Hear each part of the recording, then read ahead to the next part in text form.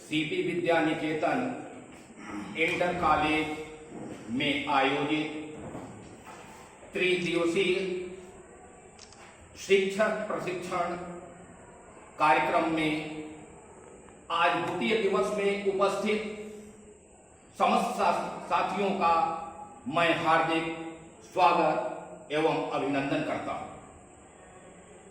मैं किसी भूमिका के बिना डायरेक्ट अपने विषय वस्तु पर आना चाहता हूं। मैं अब यहां पर एक शिक्षक के रूप में हूं और आप विद्यार्थी के रूप में हैं और यह एक कक्षा है, यह हम लोग मानकर चल रहे हैं। सर्वप्रथम मैं ये जानकारी प्राप्त करना चाहूंगा ज्ञानेंद्र से, CP Vidya Niketan inter college में कौन से कार्यक्रम चल रहे हैं? समर कैंप चल रहा है और चल रहा है। यस, शिक्षक कार्यक्रम या शिक्षक प्रशिक्षण कार्यक्रम चल रहा है। इस शिक्षक प्रशिक्षण कार्यक्रम में कौन कौन प्रतिभागी हैं, मोहित जी बताएंगे? जी, सभी शिक्षकगण। सभी शिक्षकगण कृपया बैठ जाइए। मिश्रा सर बताएंगे धर्मेंद्र जी किस विद्यालय के शिक्षक प्रतिभाग कर रहे हैं? CP Vidya Niketan inter college. बहुत अच्छा। 3 स्थितियां यहां पर निकल कर आई। कार्यक्रम का आयोजन हो रहा है। उन 2 कार्यक्रमों का उल्लेख इन्होंने किया। फिर आया किसका हो रहा है, फिर आया किन लोगों का हो रहा है। क्योंकि शिक्षक और शिक्षक यदि थर्ड पर्सन से हम बात करें अपने विद्यालय की निदेशिका महोदय से, तो चूंकि वह निदेशिका सीपी ग्रुप ऑफ इंस्टीट्यूट की है, तो वहां प्रश्न उठता है कि सीपी ग्रुप ऑफ इंस्टीट्यूट में भिन्न भिन्न विद्यालय हैं, उनकी अलग अलग शाखाएं हैं। इसलिए मैं इसका जिक्र किया कि किस शाखा में या किस विद्यालय में यह प्रशिक्षण चल रहा है। तो इस जो हम यहां पर बैठे हुए हैं, इन सबको एक शब्द में डॉक्टर दिव्या मैडम बताएंगी, इनको क्या कह सकते हैं? पूरे वाक्यांश के लिए नो, केवल यहाँ यह जो प्रशिक्षण चल रहा है हमारे विद्यालय सीपी विद्या निकेतन में त्रिदिवसीय शिक्षक प्रशिक्षण शिविर 1 कक्षा में चल रहा है। इसके लिए एक शब्द का प्रयोग करिए इस वाक्यांश के लिए। यस,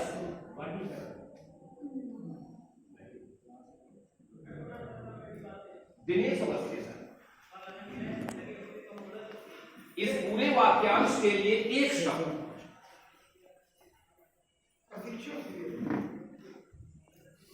यह कार्यक्रम है, आप लोग जो बैठे हैं इसको हम लोग क्या कहेंगे? इस यस, यह शिक्षकों का समूह है। और किन शिक्षकों का है? CP Vidya Niketan inter college के शिक्षकों का समूह है। तो यह समूह सामान्य बोलचाल की भाषा में हम लोग कहते हैं, और इसे ही गणित में समुच्चय का नाम देते हैं, और जो कि आधुनिक गणित मॉडर्न मैथमेटिक्स की एक ब्रांच हो जाती है, मॉडर्न अलजेब्रा। और अलजेब्रा का बेसिक और कहो ओरिजिन होता है सेट थ्योरी। तो मुख्य आज आप लोगों का जो विषय है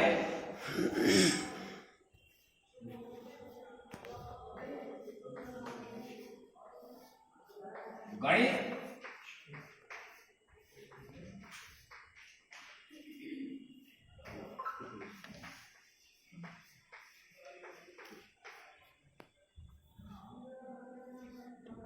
विषय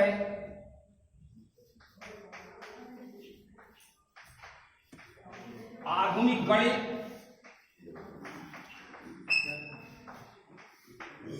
और आधुनिक गणित में भी अलग अलग शाखाएं हैं जिसके अंतर्गत हम लोग आधुनिक बीजगणित का अध्ययन करेंगे।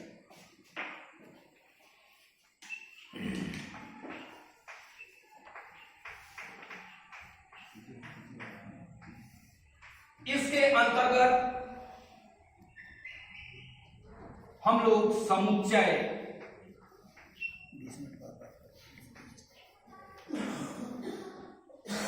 समूह, झुंड, ये अलग अलग शब्द प्रयोग किए जाते हैं। अब यहां पर मैं केवल एक शब्द लिया है, समुच्चय। जब हम किसी व्यक्ति के बारे में अध्ययन करते रहते हैं तो मैं यह देखता हूं कि उनकी दिनचर्या क्या है। जब उनकी दिनचर्या को मैं देखता हूं और थ्रू आउट द ईयर देखता हूं तो देखता हूं कि नहीं, यह व्यक्ति झूठ नहीं बोलता है, यह व्यक्ति थाली में खाना नहीं छोड़ता है, यह व्यक्ति प्रतिदिन नहाता है, यह व्यक्ति प्रतिदिन पूजा करता है। अगर किसी दिन उसको कह दिया जाए कि आप खाना खा लीजिए बिना पूजा किए, अगर वह खाना खा लिया, पूजा नहीं किया, तो वह सदैव सत्य नहीं है। अगर वह सदैव सत्य रहता तो उन सभी गुणों को, सदैव सत्य होने वाली स्थिति को या कथन को हम सिद्धांत के नाम से जानते हैं और तब कहते हैं कि आदरणीय श्याम बाबू पांडे जी का सिद्धांत है कि बिना भोजन की, बिना पूजा किए भोजन नहीं कर सकते हैं। इसी तरह से समुच्चय के अंतर्गत सारे वे गुण होंगे जो सदैव सत्य होंगे। उन सारे गुणों का अध्ययन करने के लिए हम समुच्चय का सिद्धांत का प्रयोग करेंगे। इसलिए समुच्चय केवल एक अकेला शब्द है। अब मैं इसको सिद्धांत के साथ संयोजित कर दिया और अब हम लोग अध्ययन करेंगे समुच्चय सिद्धांत। अब प्रश्न ये उठता है कि समुच्चय सिद्धांत, आप लोग इस पूरे समूह को बता चुके हैं कि यह एक समूह है, समुच्चय है। इसमें पहला निर्धारित हुआ था कि CP Vidya Niketan inter college, दूसरा हुआ कि उसके शिक्षक, मीन्स यह एक सुपरिभाषित समूह है। यहां पर इस समूह में कोई अन्य व्यक्ति नहीं बैठा हुआ है। अगर बैठा भी हुआ है तो वह प्रतिभाग नहीं कर रहा है, वह दर्शक के रूप में है, वह मेरे समूह में नहीं है। इसलिए यह समूह कैसा है? सुपरिभाषित है। अब सुपरिभाषित का अर्थ क्या होता है? हम सुपरिभाषित का अर्थ आदरणीय अवस्थी सर से जानना चाहूंगा कि सुपरिभाषित का अर्थ क्या होता है? कोई अवगुण ना, एक शुद्ध परिभाषा, शुद्ध परिभाषा जिसमें किसी प्रकार की कोई त्रुटियां ना हो, या सुव्यवस्थित परिभाषा, ऐसी परिभाषा कोई व्यवस्थित, अच्छी तरह से सर, अच्छी तरह से परिभाषित। सो मतलब अच्छी तरह से होता है। अब परिभाषित मतलब उसकी परिभाषा। ठीक है, साहित्य के अनुसार आप लोग अपने अपने विचारों से इनको व्यक्त किए, लेकिन प्लीज सिट डाउन। लेकिन हम गणित के अनुसार इसको जब परिभाषित करते हैं, इसको क्लासिफाई करते हैं, वर्गीकृत करते हैं, तो सुपरिभाषित अपने अंदर दो शब्द समाहित किया होता है। एक होता है सुनिश्चित और दूसरा होता है सुस्पष्ट। डेफिनिट और डिस्टिंक्ट।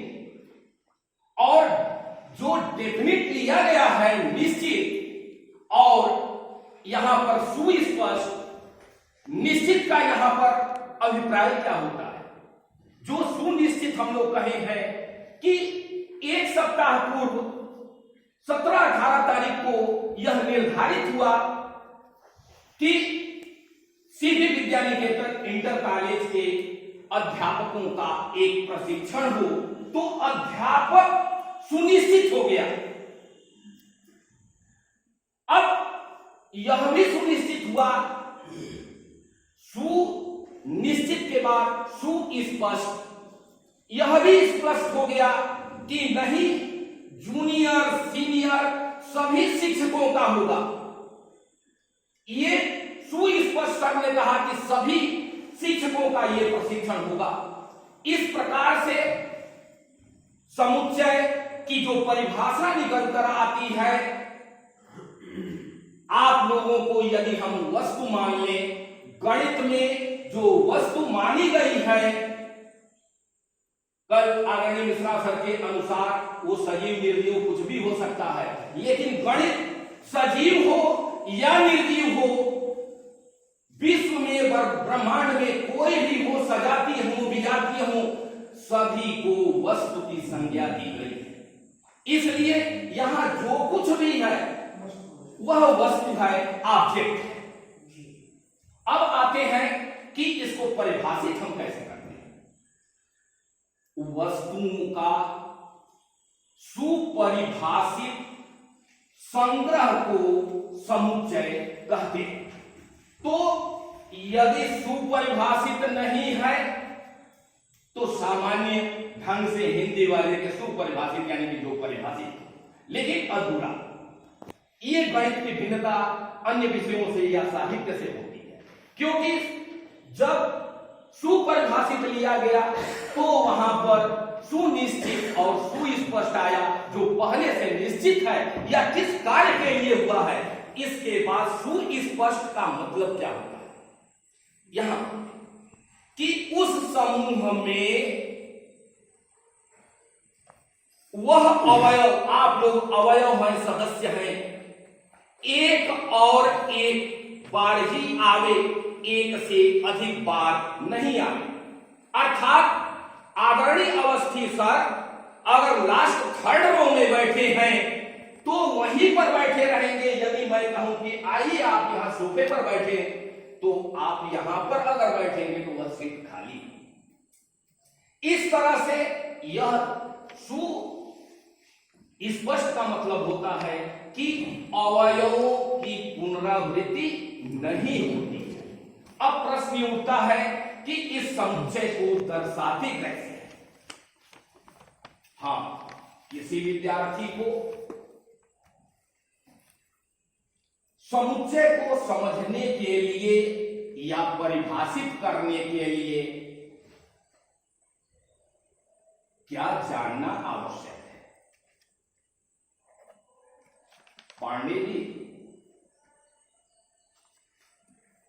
समुच्चय को समझने के लिए या परिभाषित करने के लिए किन दो चीजों का ज्ञान होना चाहिए?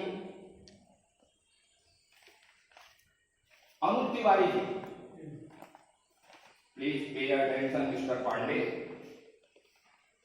अनुज तिवारी जी, समुच्चय को परिभाषित करने के लिए मैं दो चीजों को बताया, क्या बताएंगे? वो दो चीज क्या क्या है?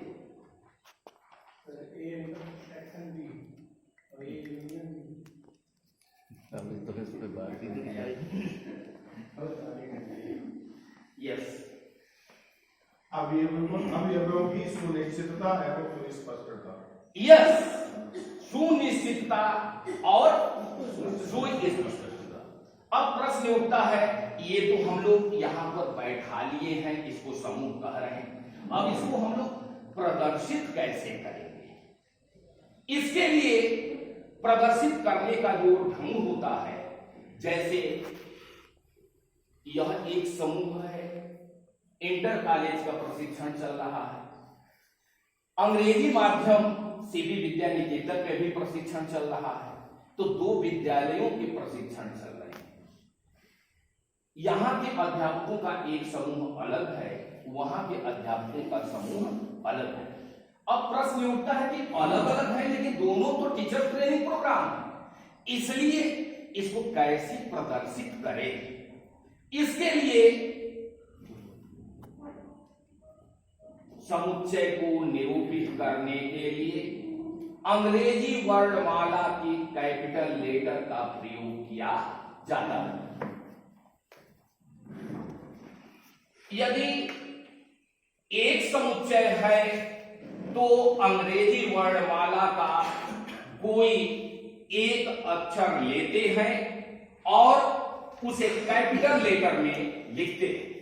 अब प्रश्न ये उठता है, मेरे लिए सुविधाजनक तो ये होगा, कोई काम होगा तो सबसे पहले उमेश जी बैठे हैं तो कहेंगे उमेश जी आइए ये काम करेंगे। सुनील जी अंत में बैठे हैं, अगर पीछे का कोई काम होगा तो हम कहेंगे सुनील जी वो काम कर लीजिए। बीच से बहुत विशेष स्थितियों में कराना पड़ता है, अर्थात अंग्रेजी वर्णमाला का प्रथम अक्षर जो ए है, अगर एक समुच्चय को निरूपित करना हो तो मैं कैपिटल ए का प्रयोग करूंगा। यदि दो लेना हो तो कैपिटल बी का प्रयोग करूंगा। Means capital A, capital B, capital C ये समुच्चयों की संख्या पर निर्भर करता है। तो लेते हैं करूंगा मीन्स ये यूनिवर्सल ट्रूथ हुआ, जो सिद्धांत की बात मैंने किया कि लेते हैं, मैं भी ले रहा हूं, आने वाले कल के विद्यार्थी भी लेंगे और हमारे गुरुजन और गणितज्ञों ने भी लिया। अब प्रश्न उठता है कि यह ए बी सी डी लेते हैं। अब प्रश्न ये उठता है कि इसको निरूपित जो सदस्य आप लोग हैं, इन सदस्यों को अंग्रेजी वर्णमाला के स्मॉल लेटर से निरूपित करते हैं। यानी यह एक समूह का दे दिया गया और इसके एलिमेंट जो हो गए ए बी सी डी हो गए। ये मेरे पास व्यवस्था आई, अब इनको मैं कैसे निरूपित करूंगा, ये प्रतीक है। अब इसको कैसे हम निरूपित करते हैं, आइए लिखने का ढंग, समुच्चय को कैसे हम लिखते हैं। इसको लिखने की दो विधियां हैं। अभी हम सर से कहें, इन अध्यापकों का जो प्रशिक्षित प्रतिभागी हैं, इनकी एक सूची तैयार करिए। तो कागज लिख लेंगे, 1 2 3 क्रमांक लिखे, सबका नाम लिख दिए। यानी उसको क्या करते हैं, सूची तैयार करते हैं, लिस्ट तैयार करते हैं।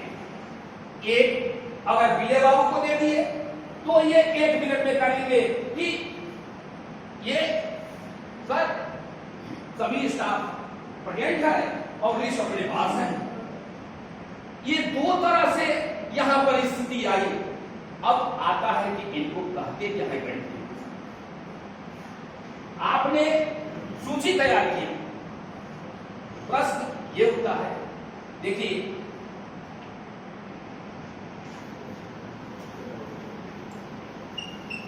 सूची विधि, चूंकि टेबल तैयार होती है इसलिए उसको सारणी विधि भी कहते हैं।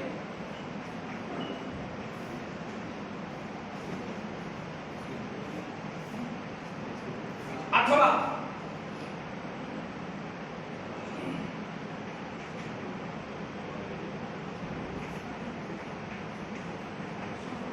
रोस्टर विधि भी कहते हैं।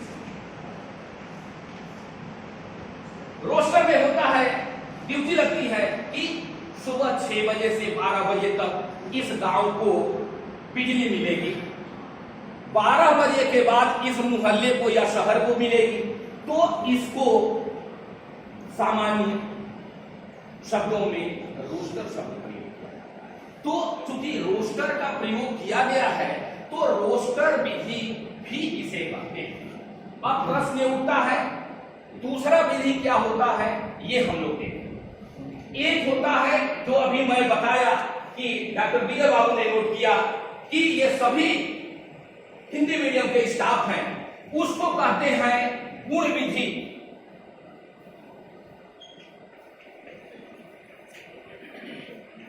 या समुच्चय निर्माण विधि।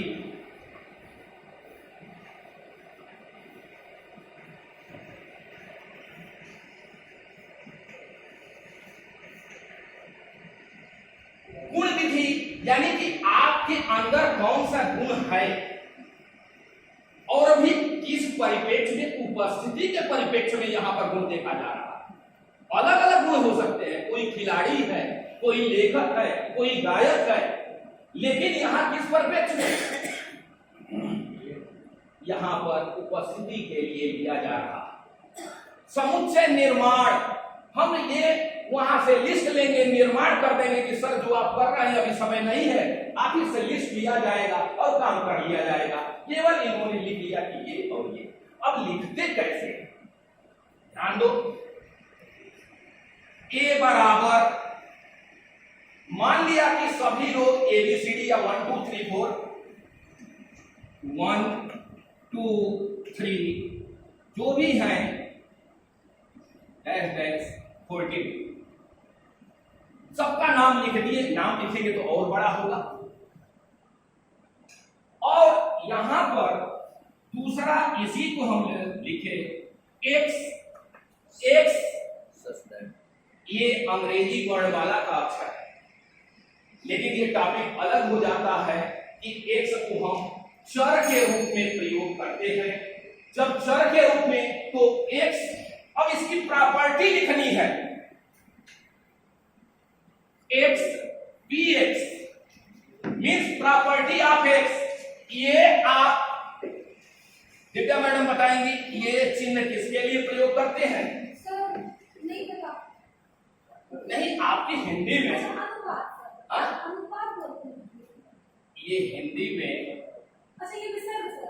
विसर्ग, आपके अनुसार ये विसर्ग हो गया, आपके अनुसार विसर्ग हो गया। अब देखिए हम अपने को भिन्नता कैसे कर रहे हैं। एक सच दैट ऐसा है कि, एक सच दैट ऐसा है कि px means property of x means, अगर इसको हम px इन्होंने लिख दिया, लेकिन क्या है, अब इसे हम अगर लिखें a equal to x such that x is a teacher of CPBN inter college. This method is adopted by Dr. Vijay Babu Gupta and this method is adopted by Dr. Manoj Tiwari ji. Okay, ये भिन्नता होती है साथियों। समय मेरा समाप्त हो रहा है, एक चीज केवल 1 मिनट में आपसे संदेश देकर जाना चाहिए। ये इतना तो इसकी शुरुआत है, जैसे अंग्रेजी में या अंग्रेजी वर्णमाला के अक्षर ज्ञान होते हैं, यहां से ये शुरुआत होती है। आधुनिक गणित चूंकि समुच्चय सिद्धांत की बात मैंने बोला, समुच्चय सिद्धांत से ही कार्तीय गुणन आएगा, संबंध आएगा, फलन आएगा। और दूसरी आगे की जब हम बढ़ते हैं, इन्हीं ऑपरेशन को जैसे अक्षरों का मेल करके आप शब्द बनाते हैं, शब्दों का मेल करके आप वाक्य बनाते हैं, वाक्यों के समूह से आप एक पैराग्राफ बनाते हैं। वैसे ही ये मॉडर्न अलजेब्रा आगे चल करके अपना नया रूप आधुनिक गणित में यह रिंग का नाम लेता है, ग्रुप का नाम लेता है, फील्ड का नाम लेता है। सब इसकी छोटी छोटी पहचान होती है। जैसे बच्चे जब घर में देखते हैं अपनी माता को कि आटा तो लिया, उसमें नमक और अजवाइन मिला दिया गया, तो बोलता है कि आज घर में कचौड़ी बनेगी। वह उसकी पहचान है। ऐसे ही इसकी पहचान जब होती है तब जाकर के हम आगे स्पष्ट कर पाते हैं कि यह प्रूफ है, कि यह थ्योरी है, कि यह रिंग है। इसलिए यह आधुनिक गणित का यह यहाँ पर ओरिजिन। तो set theory is the origin of modern algebra. Okay, thanks.